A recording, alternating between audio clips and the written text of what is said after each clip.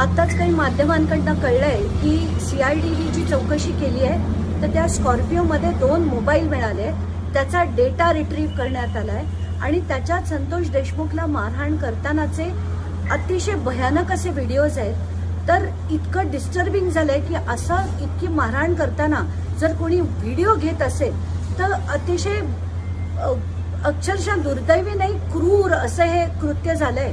पण आणि एक महत्वाचा मुद्दा म्हणजे त्याच्यात एका बड्या नेत्याचा फोनवरचं संभाषण झालंय।